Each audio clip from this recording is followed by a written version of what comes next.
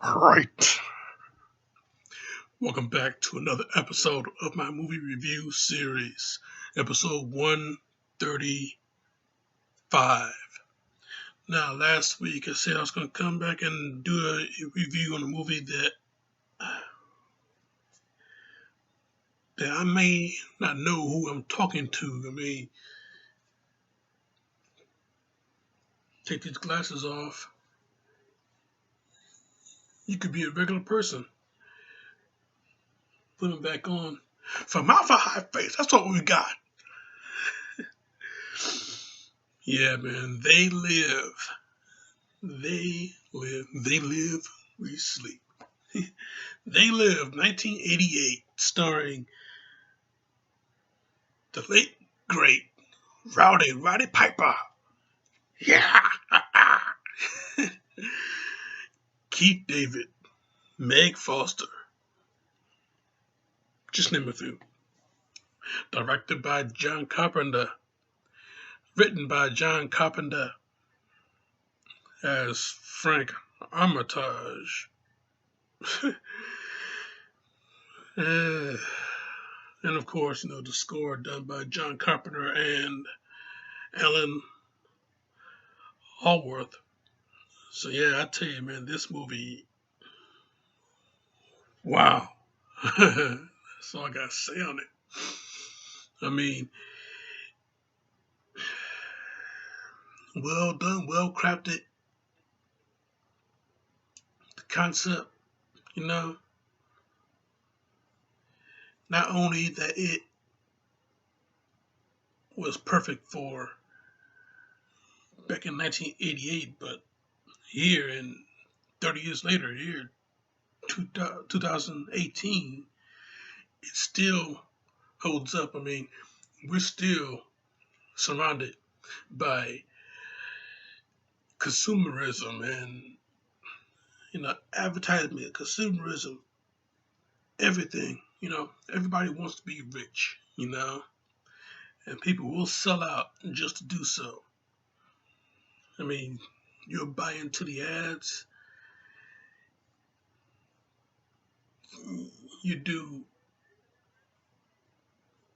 anything, online shopping, go on PayPal, you pay for the your t-shirts and everything like that there. I mean, everything, you know, all about consumer, all about commercialism.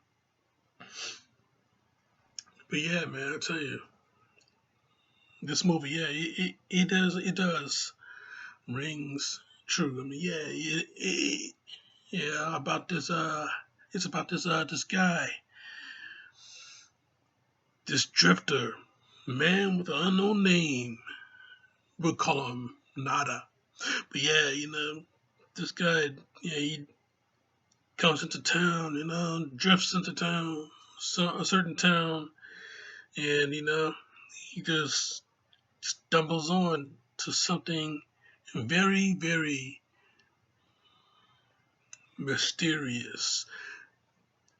I mean, you know, dude's a construction worker. Dude's a construction worker. He got his own tools. So he meets up with this guy named Frank. Frank stays at this area, this part of town. It's a homeless area, but all the people they gathered around. They know each other. Eat together, everything like that. Yeah, like I said, it's a homeless area, but make do.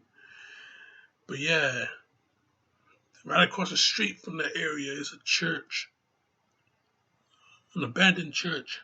But it doesn't sound abandoned. You hear singing every now and then. It's choir practice every now and then.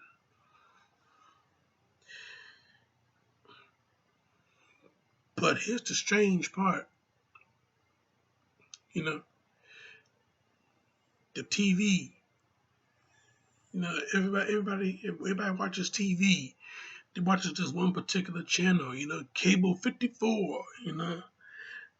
Yeah, this is back when cable was dominant. Yeah, cable 54. Everybody watches the channel, and every now and then, a program that's not supposed to be on, it breaks in, and you see this old man reading off the paper, trying to tell people some type of conspiracy is out there, and it's looming. As a matter of fact, it's going on. It's looming. It's happening right now. It's a type of conspiracy. Whoever he is referring to.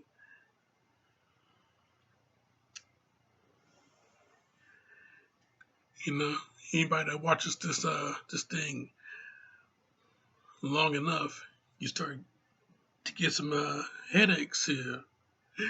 Well, what is going on is that everybody, the entire world is asleep. Everybody is asleep. So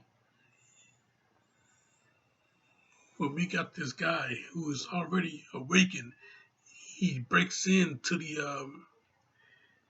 to your feed and try to wake you up, try to tell you about the thing that is happening right now, the goings ons of whatever it is that is happening. Of course, we all know what is happening because we, the outside looking in, we all know what is happening. We find later on, this guy named Nada,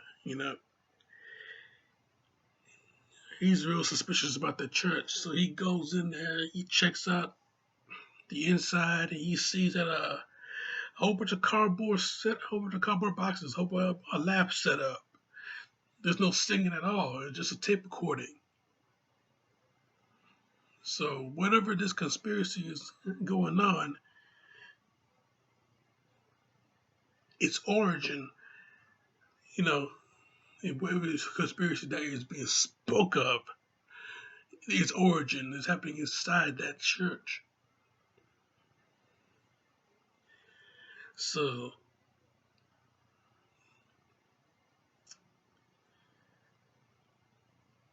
with all of this going down, we start to get deeper and deeper into the story.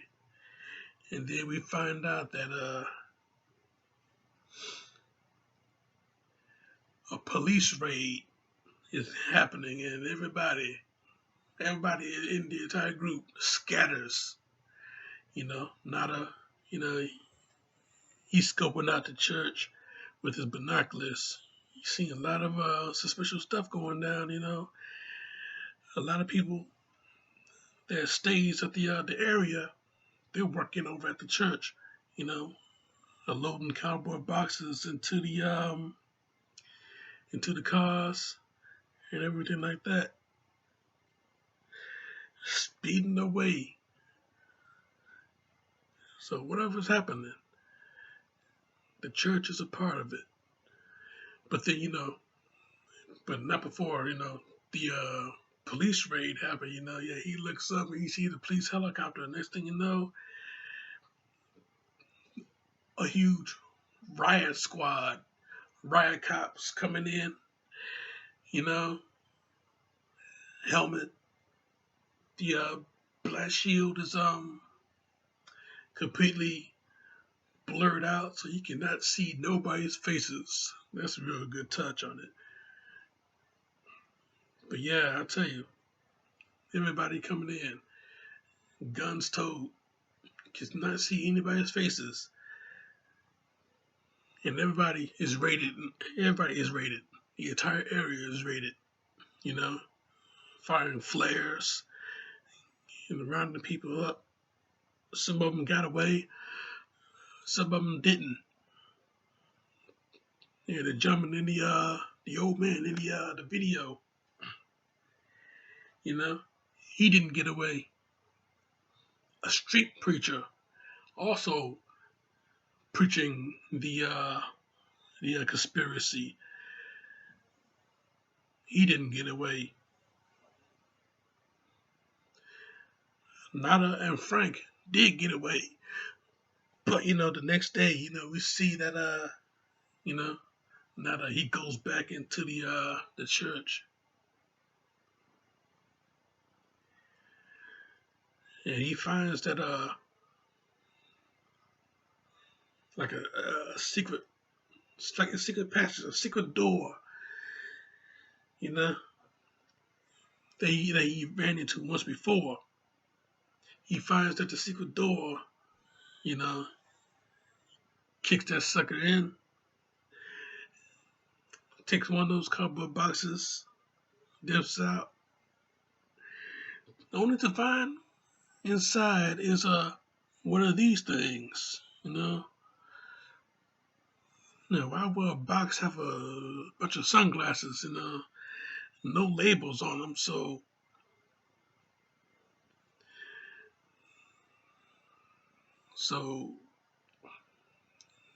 what were they gonna do with them? Well,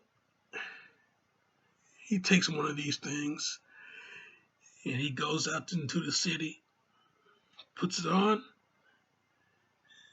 and he sees black and white. There's no color coming through the lenses here. So he takes it off. Yeah, everything is everything. He looking at the ground. No, no color on the ground. Yeah, it's ground gray concrete or something. Of course it is, but it's not supposed to be colorful. It's not colorful gray concrete. It's black and white. And so he looks up, looks at the sign, puts the glasses on, and the sign reads "Obey." Takes the glasses off, and it's not. The sign it's a normal sign. Put it back on, "Obey" again. Yeah. Takes it off, nothing. It's a normal sign. You know, a storefront sign. You know, it reads another subliminal message. So everywhere he goes, you know, with these glasses on, these special glasses, everywhere he goes, he sees that the entire city not only is in black and white, but it is covered in subliminal messages. Whether it's obey, submit, watch TV, no independent thought, no imagination, reproduce.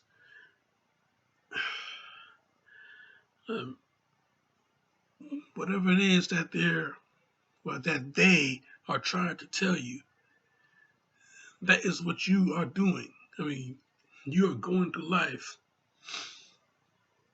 with these subliminal thoughts running through your head. You're going through life living the status quo, but under their terms. So yeah, you are obeying, you're watching TV, you're sleeping, you're getting your 8 hours of sleep. You have no independent thought. You have no imagination. You do not question authority. You submit everything. Whatever it is that they are telling you, you are doing out of your own free will. But this guy, he pretty much has uncovered the truth. But here's where things really get interesting. He picks up in one of these magazines and these subliminal messages, going through flipping through the pages. these huge bold print subliminal messages is all throughout this magazine. A man approaches, he looks up, and he sees something that is not human. I mean,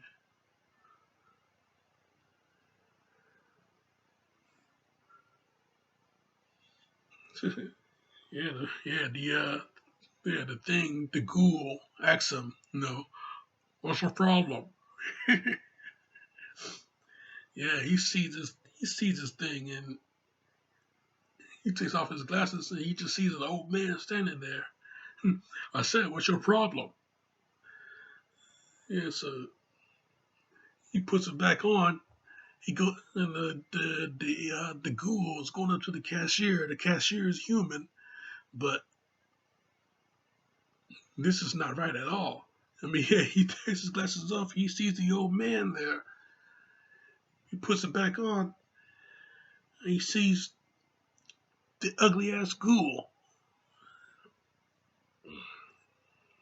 Yeah, that's where things really takes a twist into the story. Yeah, so the cashier, he comes up to the man, he comes up to Nada, asks him if he's going to pay for that magazine or what. Yeah, so Nada, he looks at the money that the ghoul gave him. He looks at the money, he puts the glasses back on, and he sees that the money reads, "This is your God." Oh, yeah, yeah, there is no religion. It's all about the money. That's what everybody wants. Everybody wants that cash, that green paper with the big, with the big presidential faces on it. That's what everybody wants.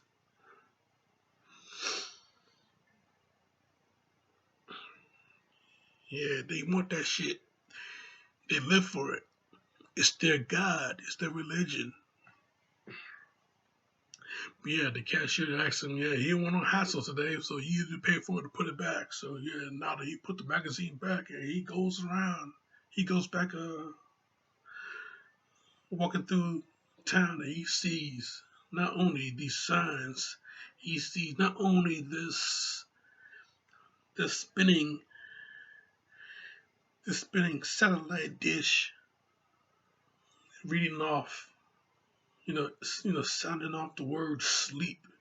Sleep, sleep, sleep. That's what everybody is doing. We are all asleep. And this dish is pretty much keeping it going. But yeah, he looking around, and he looking through windows of beauty salons, and he sees a lot more of these ghouls everywhere.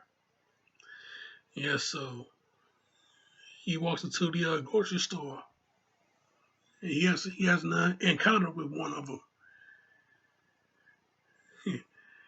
and he just says something. You know, he's like he held in the cheese dip back in 1957. He turns to a lady that is normal. You're okay. This one, real fucking ugly. You see, I take these glasses off. She's like a regular person, doesn't she, huh? Put them back on. The mouth a high face. That's what we got.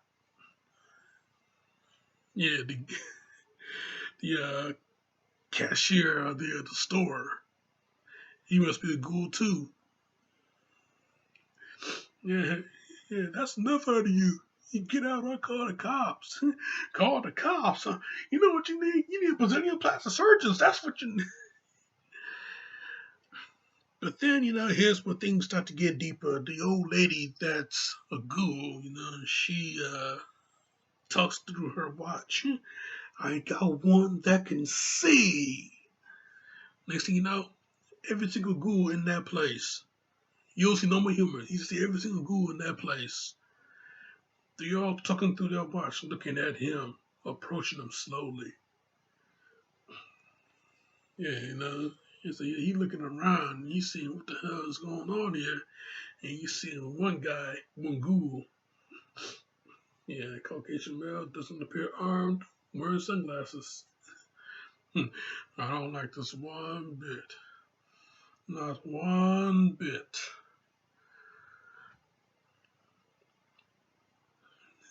Yeah, so he gets out of that store and he has a run there with a couple of cops. Yeah, so with these two cops, they start questioning him. Hey, where he get those glasses from? Yeah, but nada. He ain't telling. Be smart about it and tell him the tooth fairy gave it to him. Yeah, so next thing you know, he gets into a little bit of a fight with these two cops and shoots them both down. Yeah, so if he can shoot down one of them, those bastards can die just like the humans do, huh? Yeah, so he went to the cop car, grabbed the shotgun. He got one of their gun belts.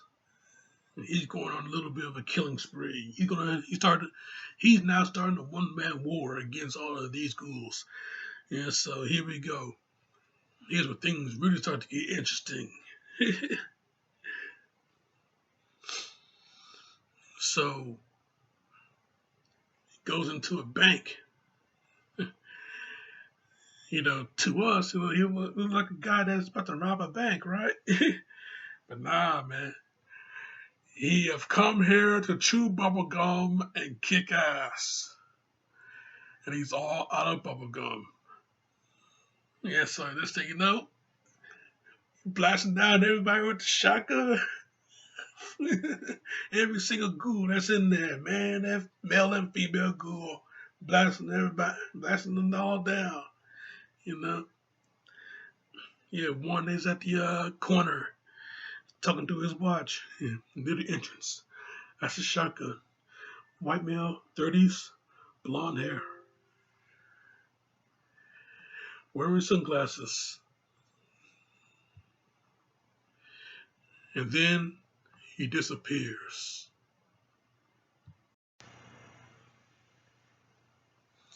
Yeah, he disappears. He completely vanished. All you had to do is just work his watch in a certain way, and boom, it's gone. Nada didn't even have a chance to shoot him. So yeah, he done did it this time.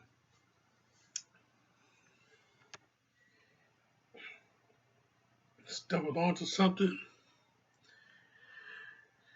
opened fire. Now he's a well-known fugitive. His face is all over TV.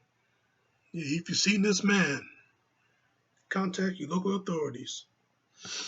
He runs into this woman named Holly Thompson.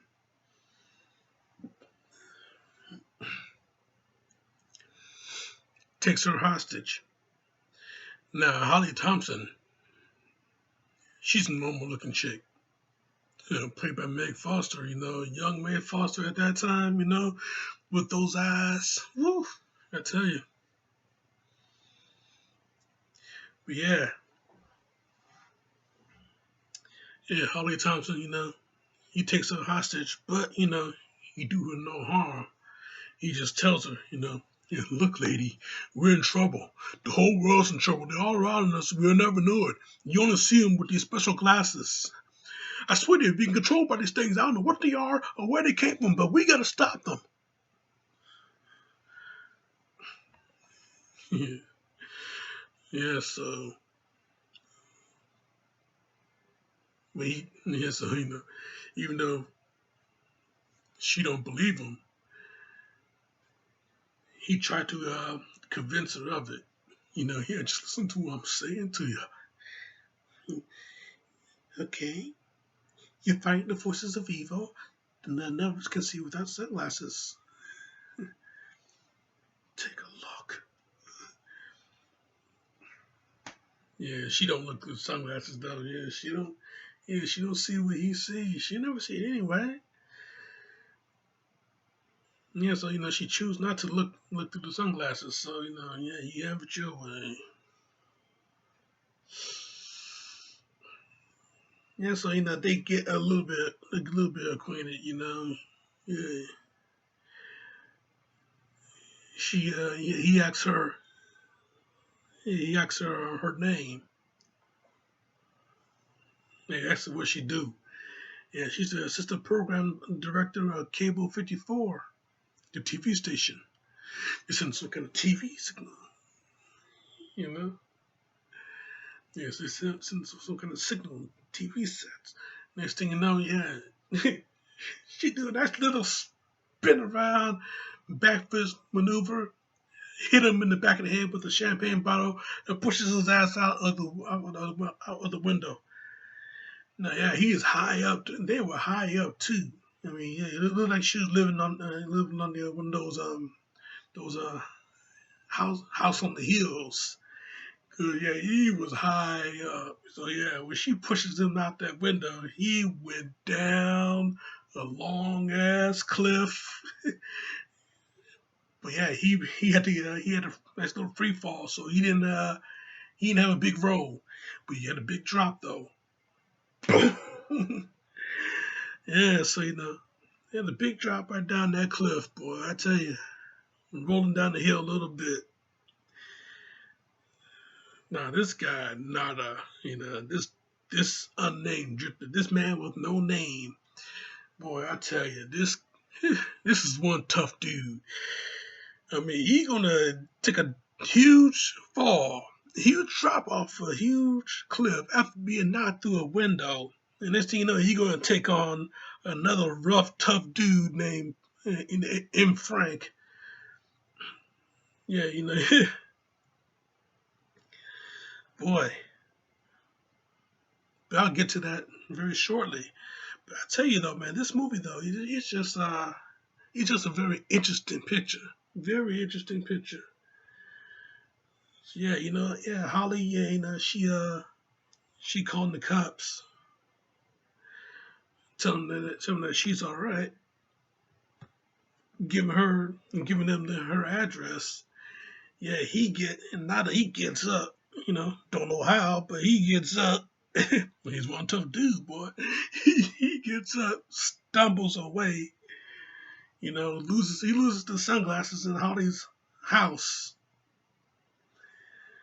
But yeah, he gets away just barely. So yeah, the next morning he got to look for another pair. And so he go back to the source of where he hid the box in the back alley inside of some garbage cans. Only to find out that the garbage cans are empty. It's now been loaded inside the truck there.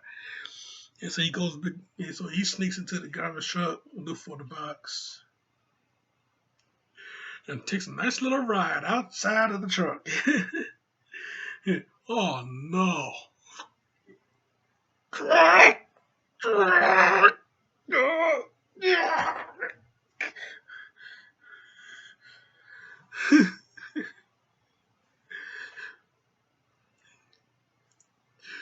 Yeah, so yeah, he got himself a new pair of shades, a new pair of special glasses, and he runs into Frank in the alley. Frank gives him the paycheck, 1 week's pay, best he could do. Yeah, so puts the glasses on to see if Frank is one of them, but he's not. So wait, hey, you better find you someplace to hide and keep praying nobody ever finds you. Try these on. Look, you crazy mother. Put these on. Hey, stay away from me. I'm telling you, that's a little bit strong. I'm trying to save you and your family's life. You couldn't even save your own. I'm giving you a choice. Either put on these glasses or start these nice trash. Not this year. Okay. All right. Okay. Come on. Come on.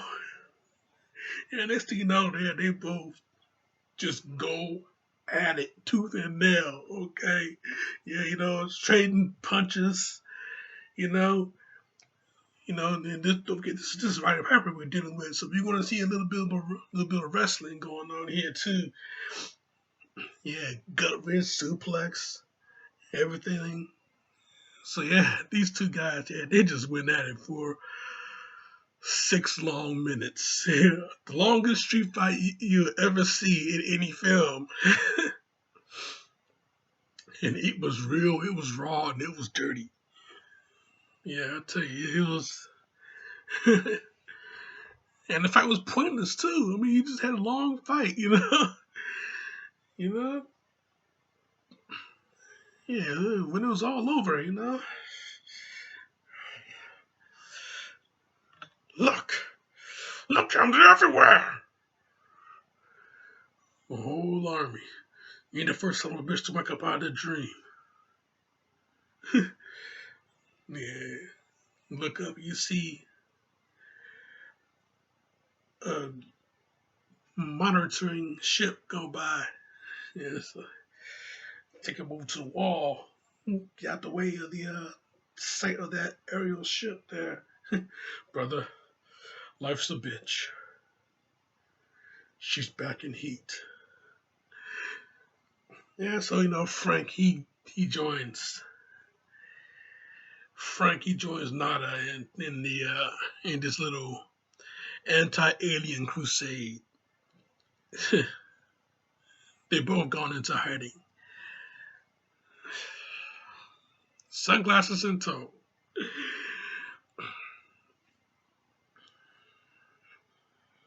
But yeah, now the questions come. How long have they been there? What are they? Where did they come from? They ain't from Cleveland.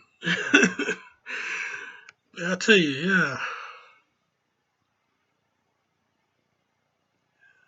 a lot of questions that soon got answered later on. Yeah, we all find out that the people that were at the homeless area, they all became freedom fighters, I guess. Yeah, they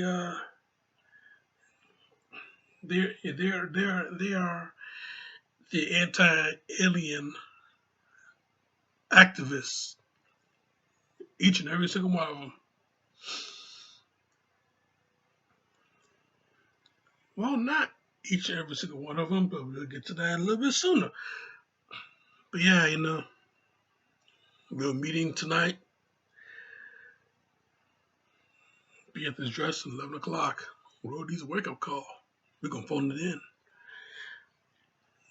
Yeah, so, they get to this meeting, meet up with the other activists there, and no longer they need sunglasses to figure out who they're dealing with. Now they got these specially made contact lenses. You don't give off the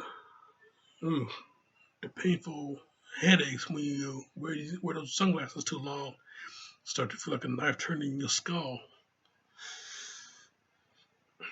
But with the contact lenses, the more advanced contact lenses, less interference. So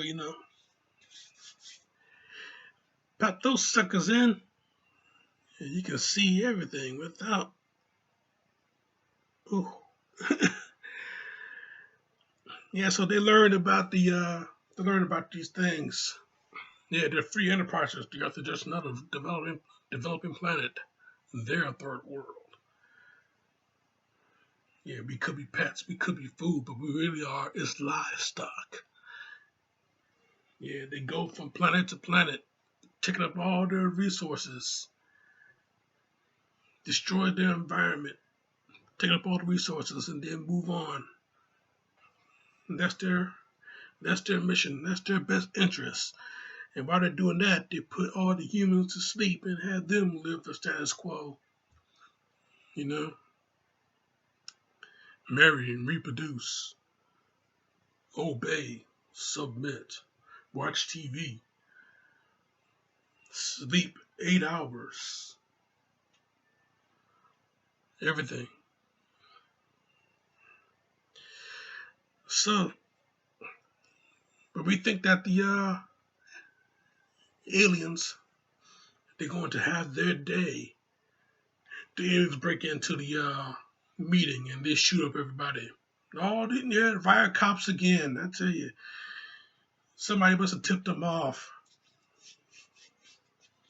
But before that happened, Frank, not Frank, Nada. Yeah, the unnamed drifter. Yeah, we just call him Nada. Yeah, he meets up with Holly Thompson. Yeah, she shows up with the sunglasses,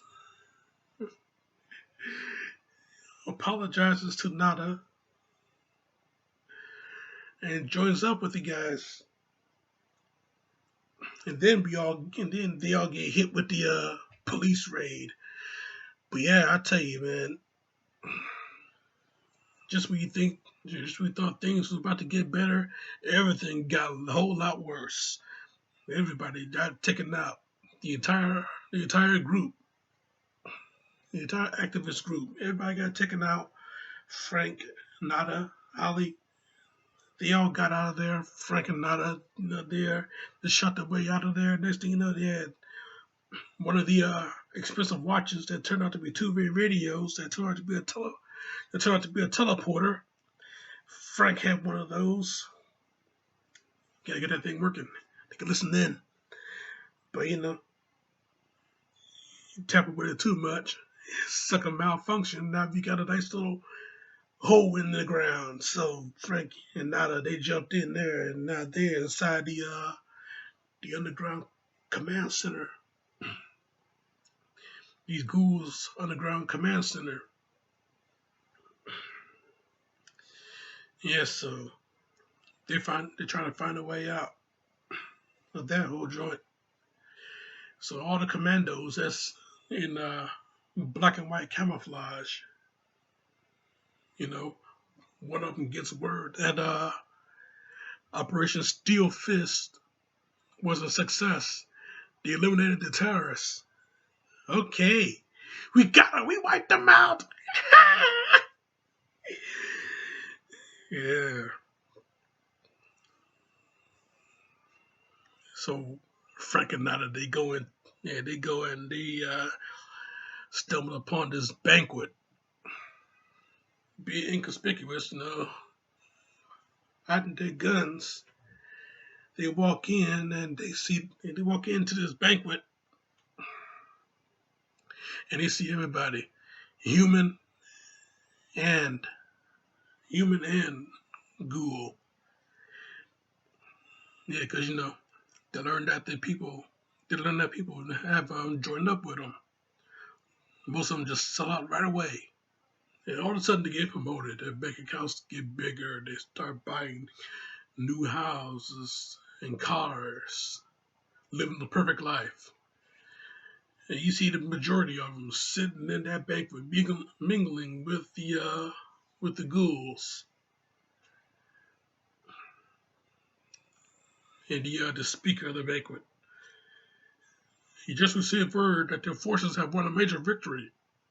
The underground terrorist network has now been depleted. The situation is normal again. Yeah, so it looked like we lost. But hey, Frank and Nada, they get a nice little surprise. One of the people in the group, the homeless group, he's now one of the collaborators of the ghouls. Yeah, like he survived that first raid, huh? So yeah, he takes them around the underground tunnels, and shows them the truth. Yeah, show them where they came from. Yeah, everybody. The person that's collaborating, they all lined up. and they get shipped off into the stars. Where? Who knows? But hey, they know each other, shake hands, they got their nice suits on, their briefcase. Next thing you know, whoosh.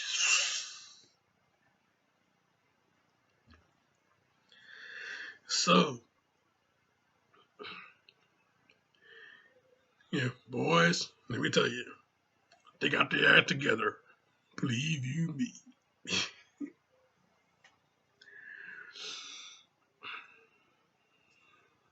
Yeah, so they go the inside of the TV studio. They're in the basement.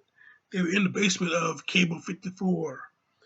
So they go inside Cable 54, the studio. Well, not exactly inside, but right there behind the scenes, you get to see the entire broadcast go down. Yeah, so yeah, that's when they make that move, though. Yeah, they showed their authorization cards right here. Boom, boom, boom. Yeah, so we learned that the signal is up on the roof, and you're gonna threaten to shoot one of the collaborators, the traitor. They're gonna threaten to shoot him, but he gets away. See you, boys. Disappears. Boy, I tell you. But I tell you though, this movie, such a good movie, such a good movie. I'm giving away everything, I know. But yeah, if you have not seen this movie, I'm not even gonna say it because nobody watching this review anyway. Yeah, so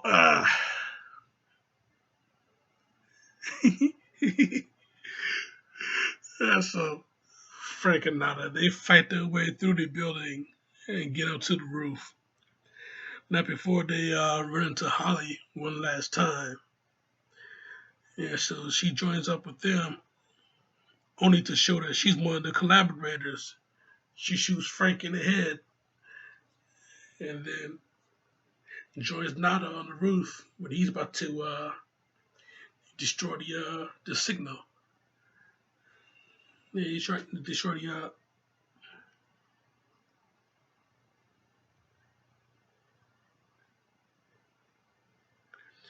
the transmitter. And that destroy the alien transmitter that is disguised as a satellite dish, as a giant satellite dish. Yeah, very convenient that they use a satellite dish from a TV station to broadcast their signal throughout the entire city. Not just the entire city, but the entire world. Yeah, so when Nada finds out that Holly is one of them, yeah, he shoots her, destroys destroys the transmitter, but he gets shot down by the aliens that is in a helicopter right across the way. Yeah, but not before he gives them a nice little fuck you as the transmitter blows gets blown to hell, shoots off their beam, and that wakes up the entire city. Now everybody human, every human around, they get to see that who they've been mingling with the whole time is Ghoul. Yeah, human, me cool. And one human, boy, she was getting real kind of with the Ghoul. Yeah, she gets real acquainted with the Ghoul. feeling it, boy. She's feeling it. She is feeling it. Eyes closed. Ooh, she's feeling it. Yeah, open her eyes, see what's on TV. Yeah, she see a go on TV. She looks down and she sees what she sees what the hell she's fucking. Hey, what's wrong, baby? Oh my god. But I tell you though, man, this movie though is just one of those things that you either stumble onto by yourself or you know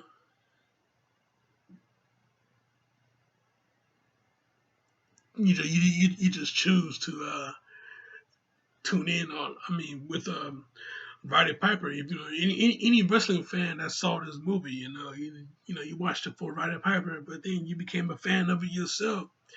And hey, for most cats out there, this is probably their very first John Carpenter movie. I mean, if that's the if that's the case, then guess what? You picked the right movie to have as your start, even though you know Christine or Escape from New York or even Halloween. Any one of these movies can be your first John Carpenter film, and it'll still be the right pick to start watching a Carpenter film. I mean, hey, the man may have a lot of misses in the later part of his career, but this is one of those hits, boy. This is one of those hits that he just had. He just had to come across. He had to deal with it. He had to watch. It's one of those hits, Jack. So yeah, They Live. This movie, man, I give it. Boy, what rating should I give this movie? I mean, it's a pretty damn good picture, but it's not a perfect picture. So what rating should I give this movie? I mean, you can have let's say, hmm, let's say, you know what? For the simple fact that everybody got hit with subliminal messages as far as obeying and submitting and watching TV, which everybody does. You get up and you go to work. You get up and go to work. You earn your money. You get up and go to work, earn your money. You earn your God, so you can get that brand new car, so you can live in that brand new house. You can upgrade from an apartment to a house. A lot of people are living that right now. I mean, my mom, she keeps saying that aliens is among us. Maybe she's right in this particular fashion because everybody wants to get rich. Everybody wants to be successful. And a lot of people sell out every single day. So yeah, I tell you though, this movie, yeah, it's yeah, you know what? Yeah.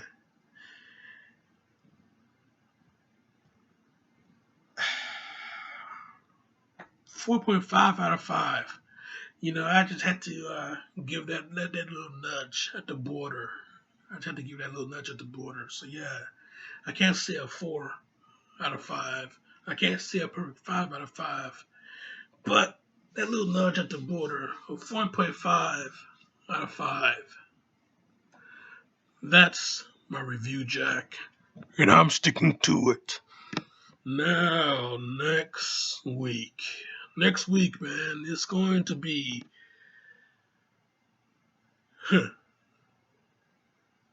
it's going to be a debate on whether or not this movie is a Christmas movie or